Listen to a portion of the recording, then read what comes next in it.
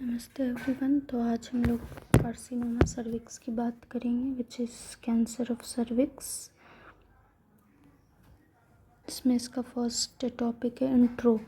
तो इंडिया में बात करें तो it is the most common genital carcinoma in clinical practice. ये 80% तक आप अगर अपनी क्लिनिकल प्रैक्टिस करते हो तो 80% तक आप देखते हो इस कार्सिनोमा को।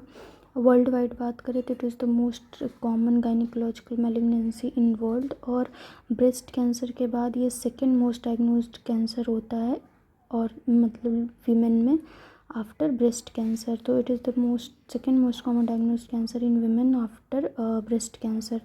मोस्ट कॉमन एज ग्रुप देखें तो इसका फर्स्ट पीक जो होता है वो 35 से 39 ईयर्स के बीच में होता है, और सेकंड पीक जो होती है वो 60 से 65 ईयर्स के बीच में होती है। इसके हिसाब से मीन एज ग्रुप होती है 52 या 53 ईयर्स। तो मोस्ट कॉमन हिस्टोलॉजिकल टाइप जो सबसे ज़्यादा सेल इन्वॉल्व होती है सर्विक्स कार्सिनोमा में वो होती है स्क्वैमस सेल कार्सिनोमा। ये सर्विक्स होती है यूट्रस, ये पार्ट यूट्रस होता है। ये यूट्रस के 3 पार्ट होते हैं, कार्पस, इस्थमस एंड सर्विक्स। तो ये इंटरनल ओएस एक्सटर्नल ओएस के बीच में जो स्ट्रक्चर होता है उसको सर्विक्स बोलते हैं। ये इंडोसर्विक्स होती है जो कि कॉलमनर एपिथेलियम से लाइन होती है, और एक्टोसर्विक्स होती है जो कि स्क्वैमस एपिथेलियम से लाइन होती है। और इन दोनों जहाँ पे मीट करते हैं उसको ट्रांसफॉर्मेशनल जोन कहते हैं, जो कि मोस्ट कॉमन साइट होता है कार्सिनोमा के लिए, सर्वाइकल कार्सिनोमा के लिए। और एडिनोकार्सिनोमा भी इसमें देखने को मिलता है, क्योंकि जो इंडोसर्विक्स होती है वो कॉलमनर एपिथेलियम से लाइन होती है। रिस्क फैक्टर की बात करें तो सबसे ज़्यादा एज जो होता है, एवरेज एज वो 35 से 45 ईयर्स होता है। प्री कैंसरस लेजन जो होता है, जो कि प्री कैंसरस लेजन जो होता है वो 10 से 15 साल पहले ही आ जाता है। तो इसका मतलब 20 से 25 साल की एज में हो जाता है कि प्री कैंसरस लेजन देखने को मिलता है। प्री कैंसरस लेजन होता है जो भी एबनॉर्मल या फिर चेंजेस देखने को मिलता है कैंसर के पहले, वो transformational zone of the cervix में। और इसकी अगर दूसरे पॉइंट पे चले तो सेक्सुअल कॉज, जैसे कि अगर 18 ईयर्स से पहले सेक्सुअल इंटरकोर्स हो गया है तो भी इसका रिस्क फैक्टर हाई होता है। और मल्टीपल सेक्सुअल पार्टनर्स, प्रेगनेंसी, अगर डिलीवरी जो होती है फर्स्ट बेबी की वो 20 ईयर्स से पहले होती है विमेन में, तो हाई रिस्क होता है। मल्टीपैरिटी मतलब with poor birth spacing between pregnancies, अगर बहुत सारी प्रेगनेंसीज हो रही हैं और उसमें गैप बहुत कम मिल रहा है तो भी हाई रिस्क होता है सर्वाइकल कार्सिनोमा के लिए। मिनिमम अगर 2 प्रेगनेंसीज हो रही हैं तो उसमें 2 से 3 ईयर का गैप तो होना ही चाहिए, बट उससे अगर कम हो रहा है तो उसकी वजह से भी विमेन हाई रिस्क पे होती हैं। पुअर पर्सनल हाइजीन, साफ़ सफाई कम है तो भी हो सकता है, और पुअर सोशियो इकोनॉमिक स्टेटस है तो भी हो सकता है, ये हाई रिस्क होता है उनके लिए। और अगर स्पेशली विमेन की बात करें कि किनके में ज़्यादा रिस्क होता है, तो विमेन जिनके में अगर एसटीडी है, सेक्सुअल ट्रांसमिटेड डिसीज़ है, या फिर एचआईवी से हैं, या फिर ह्यूमन सिम्प्लेक्स वायरस का इन्फेक्शन है, या एचपीवी का इन्फेक्शन, जो 16, 18, 31 एंड 33 टाइप का एचपीवी इन्फेक्शन होता है, तो विमेन बहुत ज़्यादा रिस्क पे होती हैं। दे हैव हाई प्रीडिस्पोजिशन, वो पहले से ही उनकी टेंडेंसी होती है कि वो आगे चल के सर्वाइकल कार्सिनोमा हो सकता है। अगर फीमेल को पहले से एसटीडी या एचआईवी या एचएसवी का इन्फेक्शन है, या एचपीवी का या कोंडाइलोमेटा का, तो ऐसा हो सकता है कि वो आगे वो टेंडेंसी रहेगी कि सर्वाइकल कार्सिनोमा में डेवलप हो जाए। और इसमें से भी सबसे ज़्यादा जो इम्पोर्टेंट ऑन्कोजेनिक कॉज होता है वो एचपीवी होता है, ह्यूमन पैपिलोमा वायरस। ऑन्कोजेनिक का मतलब होता है फॉर्मेशन ऑफ ट्यूमर, ऑन्कोस मतलब मास, और जेनिक मतलब होता है प्रोड्यूसिंग, जिसके अंदर टेंडेंसी होती है, जिसके अंदर कैपेबिलिटी होती है कि ट्यूमर का फॉर्मेशन करवा दे। तो HPV most important oncogenic cause होता है। सेकेंड पॉइंट, विमेन जिनके भी अंदर प्री इन्वेजिव लेजन्स हैं, जो भी मतलब कैंसर होने से पहले जो भी एबनॉर्मल ग्रोथ हो रही है, वो ट्रांसफॉर्मेशन जोन में जो भी वो सेल चेंजेस आ रहे हैं, तो वो विमेन भी बहुत ज़्यादा रिस्क पे होती हैं। Third, women who do not come for regular health checkup and pap test. Regular अगर आप पैप टेस्ट नहीं करवा रहे हो, हेल्थ चेकअप नहीं करवा रहे हो, तो आप हाई रिस्क पे होते हो. COC and progesterone combined oral contraceptive, जो भी फीमेल्स प्रेगनेंसी रोकने के लिए अगर वो पिल्स यूज़ करती हैं और उसका ड्यूरेशन अगर 8 साल से ऊपर हो चुका है, तो उनके अंदर भी ये रिस्क होता है कि एंडोसर्विक्स का एडिनोकार्सिनोमा हो सकता है. DES, अगर ये देखा गया है कि 5% वुमेन जो DES से एक्सपोज होती हैं उनके अंदर वेजाइना और सर्विक्स का कैंसर देखने को मिलता है. DES मतलब डाई एथाइल स्टिलबोस्ट्रॉल, ये एक सिंथेटिक नॉन स्टेरॉयड एस्ट्रोजन होता है. इसको यूज़ किया जाता है इमरजेंसी कॉन्ट्रासेप्शन के लिए. इमरजेंसी के टाइम पे, जैसे कि रेप वेप हो गया है, तो उसके टाइम पे अगर हमें प्रेगनेंसी डिले करनी है तो उसके टाइम पे, जैसे इसको मॉर्निंग आफ्टर पिल भी बोलते हैं, या मेनोपॉज के मैनेजमेंट के टाइम पे भी करते हैं.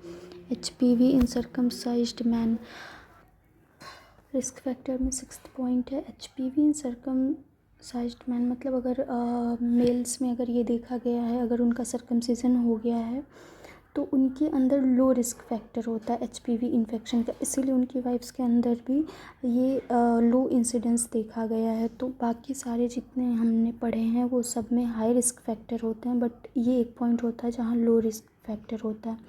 7, इम्यूनोसप्रेस्ड, जो भी ट्रांसप्लांट सर्जरी के बाद इंडिविजुअल्स होते हैं या उनके अंदर जिनकी इम्यूनिटी सप्रेस हो चुकी है वायरल इन्फेक्शन या HIV इन्फेक्शन या फिर कोई भी ट्रांसप्लांट सर्जरी के बाद, तो उनके अंदर भी हाई रिस्क होता है. स्मोकिंग, ड्रग और अल्कोहल अब्यूज़ है तो फिर वो भी एक इम्यूनोसप्रेसिव का काम करता है, वो भी एक हाई रिस्क होता है.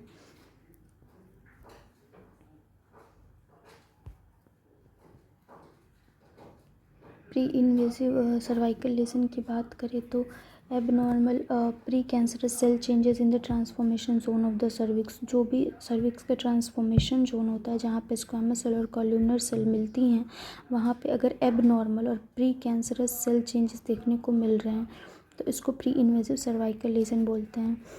जैसे कि यहाँ पे है यूट्रस होता है जो कि बॉडी, सर्विक्स और ये वजाइना आप देख सकते हैं. सर्विक्स में ये जो है ये एंडोसर्विक्स हो गया, ट्रांसफॉर्मेशन जोन हो गया, एक्टोसर्विक्स हो गया. तो ट्रांसफॉर्मेशन जोन सबसे ज़्यादा हाई रिस्क पे होता है, यही मोस्ट कॉमन साइट होता है सर्वाइकल कार्सिनोमा के लिए. फर्दर बिफोर वी प्रोसीड, हमें कुछ टर्म्स हैं जो हमें पता होने चाहिए, उनका मीनिंग क्या होता है, क्या डिफरेंस होता है. हाइपरप्लेसिया का मतलब होता है कोई भी टिश्यू के अगर सेल्स इंक्रीज़ हो जाएं, नॉर्मल से इंक्रीज़ हो जाएं, तो उसको हाइपरप्लेसिया बोलते हैं. मेटाप्लेसिया तब बोलेंगे जब एक मैच्योर सेल का रिप्लेसमेंट एक दूसरे मैच्योर सेल से हो जाए, जैसे कि इसी में सर्वाइकल कार्सिनोमा में हमें देखने को मिलेगा कि स्क्वैमस सेल जो होता है एक्टोसर्विक्स का, वो कॉल्यूमनर सेल में चेंज होने लगता है, तो उसको मेटाप्लेसिया बोलेंगे. डिस्प्लेसिया होता है कि कोई भी बिना एक ऑर्डर के, कोई भी एक सिस्टमेटिक अरेंजमेंट के ग्रोथ होने लगे, एबनॉर्मल ग्रोथ होने लगे और मैचुरेशन होने लगे सेल का, तो उसको डिस्प्लेसिया बोलेंगे. ये एक प्री मैलिग्नेंट कंडीशन होती है. न्यूप्लेसिया तब होता है जब ऑटोनॉमस, खुद से ही बिना किसी कंट्रोल के एबनॉर्मल सेल्स का प्रोलिफरेशन होने लगे, तो उसको न्यूप्लेसिया बोलते हैं. इसकी ये ट्यूमर फॉर्म करता है, जो वो ट्यूमर बिनाइन या मैलिग्नेंट दोनों हो सकता है. कभी भी कोई सेल की अगर ग्रोथ होती है तो उसके लिए 2 फैक्टर इन्वॉल्व होते हैं, कि एक जो सेल ग्रोथ के लिए जीन काम करता है और एक जीन जो उस सेल ग्रोथ को कब कंट्रोल करना है, कब स्टॉप करना है, उसके लिए काम करता है. तो न्यूप्लेसिया की कंडीशन में यही होती है कि जो जीन वो स्टॉप कर रहा होता है उसका फंक्शन कम हो जाता है या स्टॉप हो जाता है, इसीलिए ऑटोनॉमस और अनकंट्रोल ग्रोथ देखने को मिलती है सेल की. तो प्री इन्वेसिव लेसन में हमें सर्वाइकल इंट्रा एपिथेलियम न्यूप्लेसिया देखने को मिलता है. ये एक हिस्टोलॉजिकल कंडीशन होती है जिसमें जो होता है सर्वाइकल का स्क्वैमस एपिथेलियम वो रिप्लेस कर दी जाती है. सर्वाइकल मेटाप्लेसिया फिर देखने को मिलता है. एंडोसर्विक्स जो होती है वो कॉल्यूमनर एपिथेलियम की बनी होती है और एक्टोसर्विक्स जो है वो स्क्वैमस एपिथेलियम की बनी होती है. एंडोसर्विक्स जो है वो कॉलमनर एपिथेलियम और एक्टोसर्विक्स जो है वो स्क्वैमस एपिथेलियम की बनी होती है। और इन दोनों के पॉइंट जहाँ पे ये दोनों मीट करते हैं उसको स्क्वैमो कॉलमनर जंक्शन बोलते हैं। इसको ट्रांसफॉर्मेशन जोन भी बोलते हैं। यही सबसे मोस्ट कॉमन साइट होता है। अगर CIN देखें, सर्वाइकल इंट्राएपिथेलियम नियोप्लेसिया, तो उसमें माइल्ड डिस्प्लेसिया, मॉडरेट डिस्प्लेसिया और सीवियर डिस्प्लेसिया WHO के अकॉर्डिंग ये 3 में डिवाइड किया गया है। इसकी grading CIN1, CIN2 and CIN3 है। And last carcinoma in situ. CIN grade 1 जो होता है उसमें जो डिस्प्लेस्टिक सेल्स होती हैं वो सिर्फ lower 1/3 of the epithelial lining of cervix में मिलेंगी। CIN2 में होगा 2/3 of epithelial lining of the cervix हो जाएंगी। और डिस्प्लेस्टिक सेल जो होगा CIN3 में वो more than 2/3 of the epithelial lining of the cervix involve कर लेंगी। कार्सिनोमा इन सिटू का मतलब होता है कि full thickness of the dysplastic cell जो होंगी वो फुल थिकनेस में आ जाएंगी सर्विक्स के, बट बेसमेंट मेम्ब्रेन अभी भी बना हुआ रहेगा, उसमें कोई इन्वेजन नहीं होगा। बट अगर ब्रीच इन बेसमेंट मेम्ब्रेन देखने को मिलता है तो उसको इन्वेसिव, फिर वो इन्वेसिव कार्सिनोमा हो जाता है। यहाँ पे डिस्प्लेसिया का मतलब होता है कि जब भी एक बिना किसी सिस्टेमिक अरेंजमेंट के अगर वो स्टार्ट हो जाए तो उसको ये होता है नॉर्मल सेल, फिर होती है hyperplasia, dysplasia and hypertrophy, metaplasia, नियोप्लेसिया।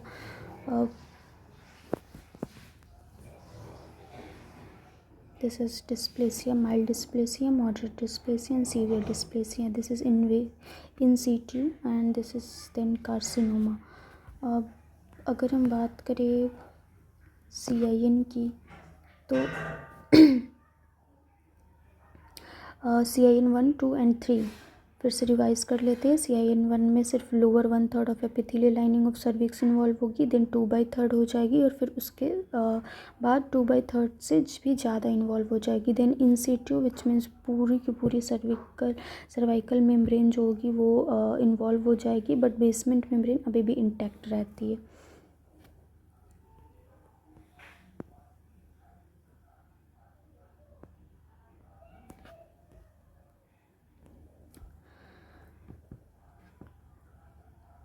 तो under the influence of some hormone sub columnar cells जो होती हैं वो ट्रांसफॉर्म हो जाती हैं स्क्वैमस सेल्स में। जो भी इंडोसर्विक्स का कॉल्यूमनर सेल होगा वो स्क्वैमस सेल में कन्वर्ट हो जाता है। इसी की वजह से हमें ये सब देखने को मिलता है, ये डिस्प्लेसिया, मेटाप्लेसिया एंड नियोप्लेसिया। अगर हम पैप स्मेयर करवाते हैं तो सर्वाइकल कार्सिनोमा में हमें 2 टाइप की सेल्स देखने को मिलती हैं, टैडपोल सेल और koilocytes, which is important for this which is marked। Tadpole cell जो होती है वो इन्वेसिव कैंसर में देखने को मिलती है। बहुत मतलब इधर उधर टाइप के वो होते हैं, शेप में होते हैं और बहुत लॉन्ग साइटोप्लाज्मिक स्कैटेल देखने को मिलता है। उसको टैडपोल सेल इसलिए कहते हैं क्योंकि ये देखने में एक सांप या एक टैडपोल के जैसा दिखता है। इसमें क्या होता है कि जो साइटोप्लाज्म होता है वो बहुत ज़्यादा थिक हो जाता है और ब्राइट कलर का हो जाता है, मोस्टली ऑरेंज कलर का होता है, क्योंकि वहाँ पे बहुत ज़्यादा केराटिनाइजेशन, प्रोटीन का बिल्डअप हो जाता है। और जो न्यूक्लियस होती है वो बहुत डार्क और डेंस होती है एक एंड पे, और साइटोप्लाज्म जो होती है वो ऐसे टेल की तरह पीछे होती है, इसलिए एक टैडपोल और स्नेक की तरह दिखता है। फिर आता है कोइलोसाइट्स। कोइलोसाइट एबनॉर्मल स्क्वैमस सेल होती है जो कि इंडिकेट करती है कि HPV इन्फेक्शन, और इसका अपीयरेंस ऐसा होता है कि न्यूक्लियस जो होता है वो बहुत ज़्यादा डार्क होगा और बड़ा सा होगा और इर्रेगुलर शेप का होगा, और उसके आसपास हमें बहुत फेडेड सा देखने को मिलता है। इसको कोइलोसाइट्स बोलते हैं। अगर प्री इन्वेसिव लेजन में हम डायग्नोसिस करें तो उसके लिए पैप स्मेयर करवाया जाता है, colposcopy and then biopsy. Pap smear gold standard screening होता है और हम इसका कब करवा सकते हैं, ये 21 ईयर ऑफ एज से स्टार्ट हो जाता है, regardless of age of sexual intercourse. Instrument जो यूज़ किया जाता है वो आयर्स स्पेचुला होता है, इसमें आयर्स स्पेचुला देखने को आपको मिल सकता है।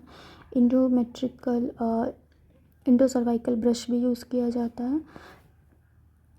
कॉल्पोस्कोपी तब की जाती है जब एबनॉर्मल पैप स्मेयर हमें देखने को मिला है तो उसको हमें कंफर्म करना हो। ये हमें एक 3 डायमेंशनल व्यू देखने को मिलता है ट्रांसफॉर्मेशन जोन का, और इसके लिए हम एक मैग्नीफाइंग इंस्ट्रूमेंट का यूज़ करते हैं, और अगर नीड पड़ी तो बायोप्सी भी करवाई जाती है। बायोप्सी जो होती है वो एक माइनर सर्जिकल प्रोसीजर होता है जिसमें कि हम कोन शेप में टिश्यू रिमूव करते हैं सर्विक्स से, ये चेक करने के लिए कि कैंसर है या नहीं है, मैलिग्नेंसी है या नहीं है। अब फाइनली कार्सिनोमा ऑफ सर्विक्स, इसका अगर क्लिनिकल फीचर देखें तो most common symptom irregular vaginal bleeding देखने को मिलेगी वेजाइना के थ्रू, और मोस्ट स्पेसिफिक जो इसको सबसे ज़्यादा स्पेसिफाई करता है या जो सबसे ज़्यादा अलग करता है, जो इसका मेन सिम्टम है वो है पोस्ट कॉइटल ब्लीडिंग। मतलब सेक्सुअल इंटरकोर्स के बाद अगर ब्लीडिंग हो रही है तो ये कार्सिनोमा सर्विक्स का इंडिकेशन हो सकता है। इसमें डिस्चार्ज पहले तो क्रीमी सा देखने को मिलता है, फिर बाद में वो डर्टी ब्राउन कलर का हो जाता है। इसकी ऑर्डर की बात करें तो बहुत ऑफेंसिव होता है।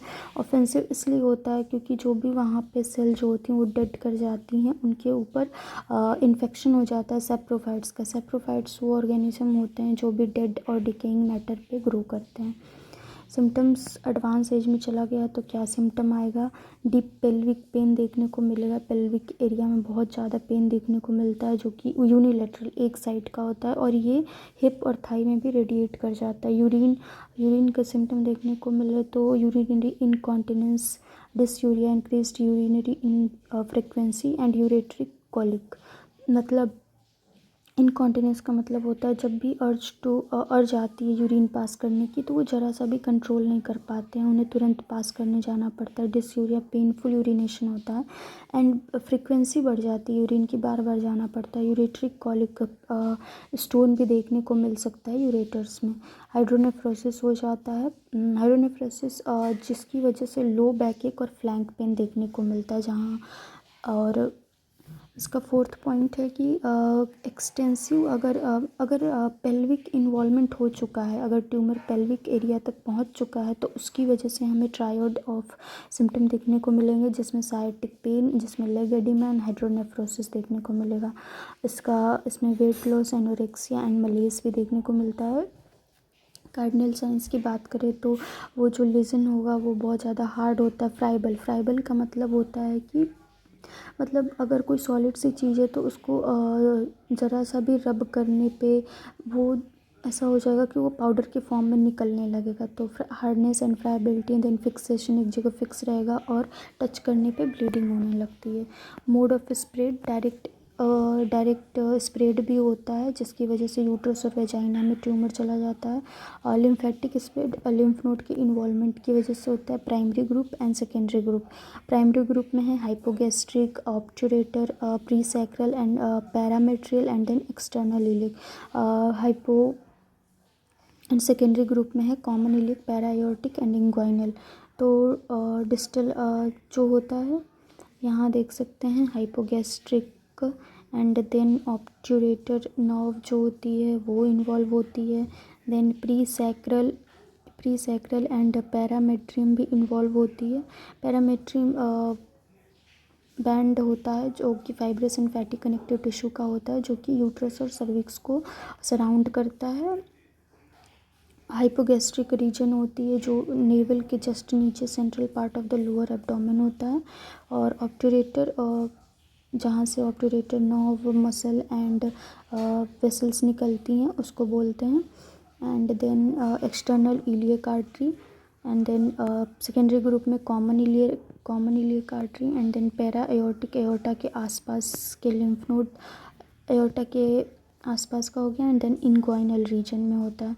तो ये हो गया इसका स्प्रेड की बात। ट्यूमर कैसे फैलता है, डायरेक्ट भी फैल सकता है, लिम्फ नोड के थ्रू भी फैल सकता है। अगर कोई ट्रिक याद करनी हो तो हम ऐसे याद कर सकते हैं। ट्रिक याद करनी हो तो आप प्राइमरी ग्रुप के लिए HOPE होप हम कर सकते हैं कि अभी तो प्राइमरी ग्रुप ही है just for learning.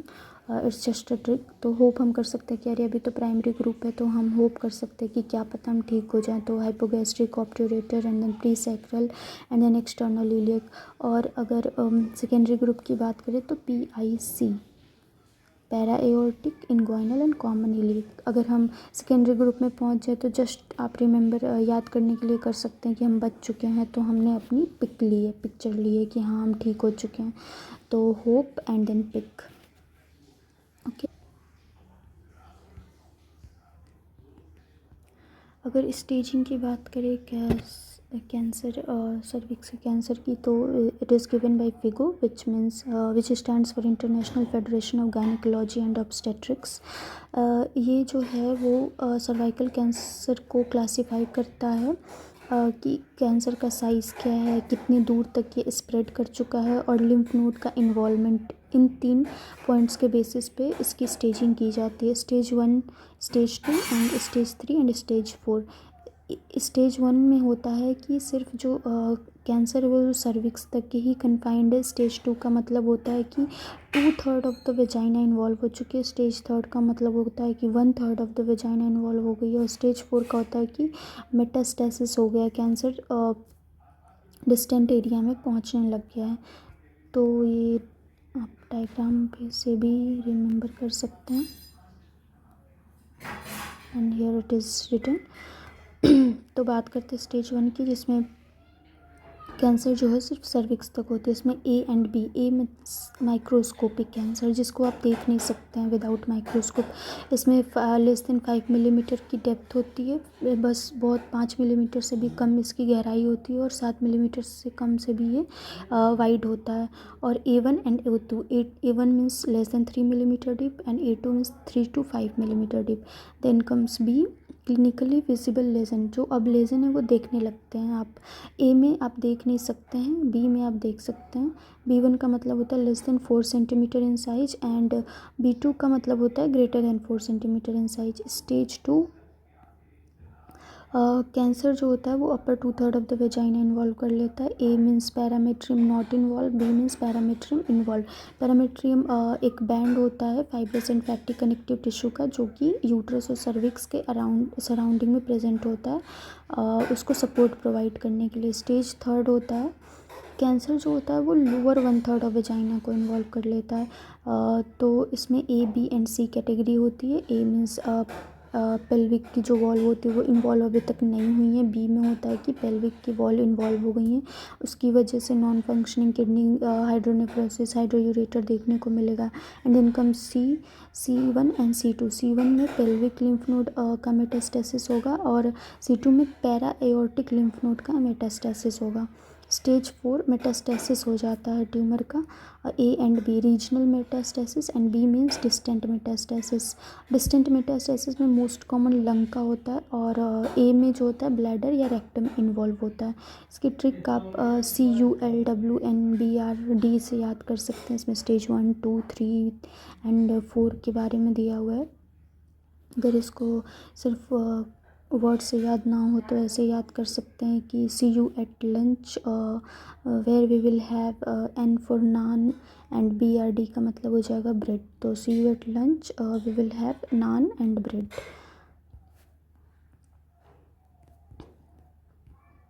Now MCQ। तो first question is true about cervical intraepithelial neoplasia is pre-malignant lesion, HPV predisposes, pap smear can detect it, and all of the above. So the answer is D. क्योंकि हमने अभी पढ़ा CIN में हमें pre malignant lesion भी देखने को मिलते हैं, वो HPV से प्रीडिस्पोज होते हैं इंडिविजुअल्स, और पैप स्मीयर से हम उसका डायग्नोसिस करते हैं। Next question is all of the following changes are seen in dysplasia of squamo columnar junction except breaking of basement membrane, changes of epithelium, hyperchromatic nuclei, increased mitotic figure. The answer is A. जो भी बाकी के 3 दिए हुए हैं वो तीनों features होते हैं एक नियोप्लास्टिक सेल के। और अभी हमने ऊपर पढ़ा भी कि जो भी ट्रांसफॉर्मेशन जीन होता है उसमें जो डिस्प्लेसिया होता है वो CIN 1, 2 एंड 3, तो उसमें बेसमेंट मेम्ब्रेन इंटैक्ट रहती है, तो इसीलिए this is false statement. Pap smear is useful in diagnosis of all except gonorrhea, trichomonas vaginalis, human papilloma virus and inflammatory changes. So the answer is A. इन तीनों में आपको pipe smear से आप detect कर सकते हो but not in gonorrhoea. Next question is investigation of choice in post coital bleeding in a 60-year-old lady is.